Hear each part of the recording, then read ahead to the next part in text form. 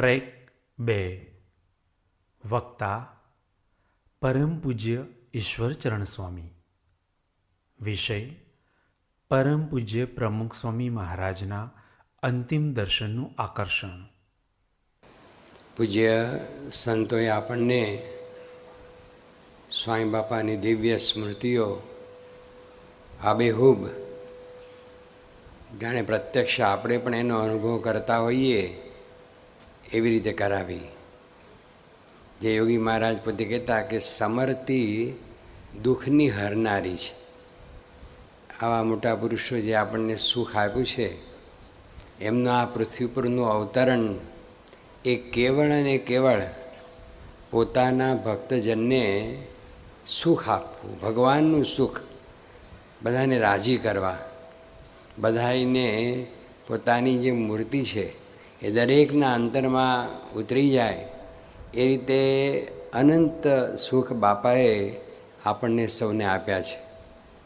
અને એ રીતે આપણે જોઈએ તો હમણાં છેલ્લા દિવસોની અંદર પણ બધા જે હરિભક્તો આખી દુનિયામાંથી જે બધા દોડી દોડીને આવ્યા, બાપા છેલ્લા જે સારંગપુરમાં હતા ત્યારે આખા વિશ્વમાંથી, અમેરિકાથી, ઇંગ્લેન્ડથી, આફ્રિકાથી, ઓસ્ટ્રેલિયાથી 2-3 મહિને વારંવાર હરિભક્તો દર્શન માટે દોડતા હતા.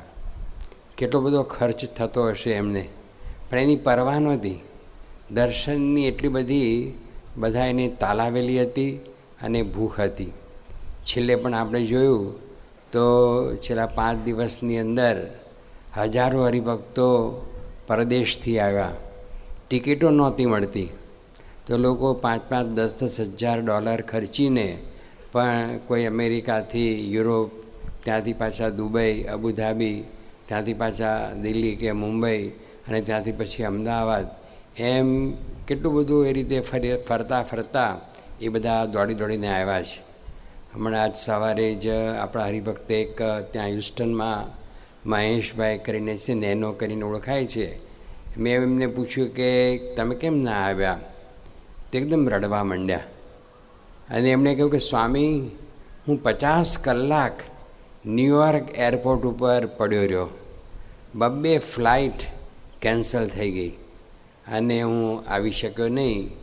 અને બાપાના દર્શન, જે છેલ્લા દર્શન એ મને થયા નહીં. એકદમ આમ ગમગીન હતા અને રડતા હતા. લોકોએ ખૂબ દાખલો કરીને, કોઈના પાસપોર્ટ તૈયાર ન હોય, કોઈને બીજું કંઈ તૈયાર ન હોય. આપણા નેરોબીના પૂજારી શાંતુભાઈ, એનો પાસપોર્ટ કંઈક ત્યાં ઓફિસમાં આપ્યો હશે અને આ પ્રસંગ બન્યો તો એ તો ત્યાં કેન્યા એમ્બેસીમાં જઈને પોકે રડવા માંડ્યા. તો ઓલા કાળિયા ઓફિસર ગભરાઈ ગયા કે આ માણસ છે કોણ, આવી રીતે રડે છે. પછી પૂછ્યું તો કે મારે તો મારા ગુરુ આ રીતે ધામમાં ગયા છે, મારે ઇન્ડિયા જવું છે, મારો પાસપોર્ટ આ રીતે કંઈક અહીંયા પડ્યો છે. તો જે એમની આખી એક વેદના હતી એ જોઈને એ કાળિયા જે ઓફિસર, એમને દયા આવી ગઈ. તાત્કાલિક બીજો નવો પાસપોર્ટ ત્યાં કરી આપ્યો, પરમિશન આપી દીધી અને એ પોતે અહીંયા આગળ ઇન્ડિયા પહોંચ્યા.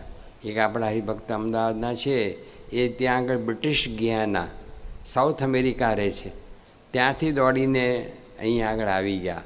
આખી દુનિયામાંથી લોકો દોડી અને બાપાની એક છેલ્લી ઝલક, એક છેલ્લી ઝાંખી, ભલે આખી જિંદગી બધાએ સુખ લીધેલું છે અને બધાએ સમાગમ કર્યો, વાતો સાંભળી, સેવા કરી, ભક્તિ કરી, પણ છેલ્લી ઝલક એને માટે આપણે જોયું તો લાખો માણસો દેશમાંથી, આખી દુનિયામાંથી દર્શને આવ્યા અને બધા એ રીતે બાપાના દર્શનથી તૃપ્ત થયા. બાપાની મૂર્તિ પણ જાણે હમણાં બોલશે એવા પોતે ત્યાં આગળ બિરાજમાન હતા. આપણે ખરેખર બહુ ભાગ્યશાળી છીએ. પ્રમુખ સ્વામી મહારાજે આપણને અનંત સુખ આપ્યા છે. તો આ એક સૂત્ર બાપાએ જે આપણને આપ્યું છે, અને સંપ સુરત ભાવને એકતા, યોગીજી મહારાજનો અર્થ કરતા કે એકતા એટલે દિવ્યતા, કોઈના અવગુણની વાત જ નહીં. સ્વામી કે જો આપણે એકબીજાના અવગુણની વાત કરીએ ને તો મોટા પુરુષ કુરાજી થાય છે, અને સ્વામી કે જો આપણે એકબીજાના ગુણની વાત કરીએ તો યોગી મહારાજ કે અમે એની માળા ફેરવીએ છીએ.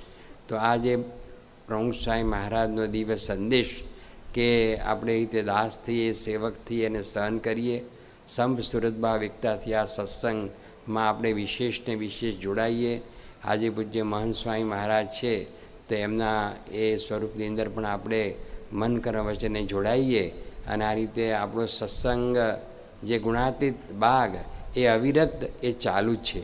ગુણાતાન સ્વામી જે ઠેલ માર્યો છે અને મહારાજે ગુણાતાન સ્વામીને કહ્યું કે હું ક્યાં ગયો છું, હું તો તમારામાં અખંડ રહ્યો છું. અને એ રીતે ગુણાતીત જે પુરુષ એ છે ને છે જ, ક્યારેય જતા જ નથી. આપણે એમનું સુખ એ રીતે લેવાનું છે અને એ રીતે બાપાએ જે આપણને આદેશ આપ્યો છે એ આપણે જીવનમાં મૂકીએ.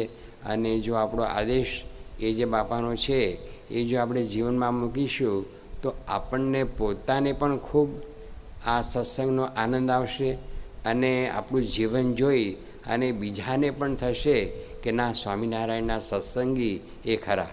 અત્યારે આ ત્યાં સારંગપુરમાં 5 દિવસ સુધી આપણા સ્વયંસેવકો 5 દિવસ સુધી લગભગ 10,000 સ્વયંસેવકો હતા, સૂતા નથી 5 દિવસ સુધી અને ખાવા પીવાની પરવા કરી નથી.